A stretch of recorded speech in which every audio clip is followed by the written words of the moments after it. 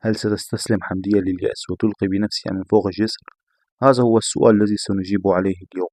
أحداث صارمة ومفاجآت غير متوقعة تنتظرنا في الحلقة السادسة عشر من مسلسل حمدي. تابعوا معنا الفيديو للنهاية ولا تنسوا الاشتراك في القناة وتفعيل زر الجرس ليصلكم كل جديد. تبدأ الأحداث بمشهد يحبس الأنفاس.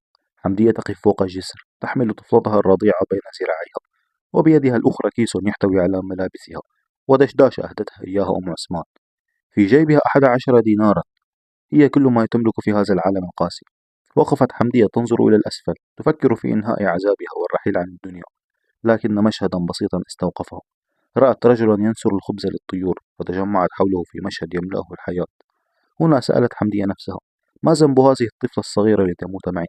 تراجعت عن فكرتها وجلست في الزاوية ترضع طفلتها، فظنها المارة متسولة وألقوا إليها ببعض المال، فقبلته بكسرة نفس لعله يعينها على البقاء. بأموال الصدقة تلك اشترت حمدية طعاما يسد رمقها، ثم استقلت حافلة عامة وسط زحام الموظفين الذاهبين على عملهم.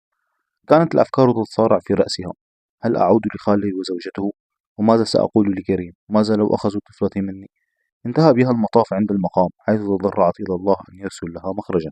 في باحة المقام طردها الحراس ومنعوها من الجلوس، انزوت في إيوان بعيد وافترشت دشداشة أم عثمان لتنام عليها هي وطفلتها.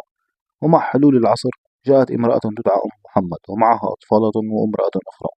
بدأت أم محمد تسأل حمدية بفضول ممزوج بالشفقة: يا ابنتي، أنت ما زلت في فترة النفاس، كيف تخرجين بطفلة لم تتجاوز أياما في هذا الجو؟ حاولت حمدية التهرب، لكن إلحاح أم محمد دفعها لاختلاق قصة.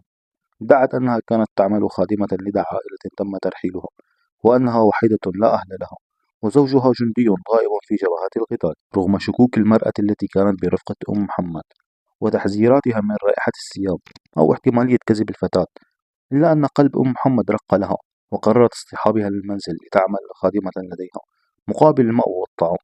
فرحت حمدي بهذا الإنقاذ الإلهي وانتقلت معهم إلى بيتهم الكبير. تنتهي الأحداث بمشهد دخول ضابط إلى البيت على ما يبدو هو أبو محمد. فهل سينكشف أمر حمدي أم أنها ستستطيع الصمود؟ هذا ما سنعرفه في الحلقات القادمة. شاركونا توقعاتكم في التعليقات. هل تعتقدون أن أم محمد ستحمي حمدي إذا عرفت الحقيقة، أم ستودي بها إلى السجن؟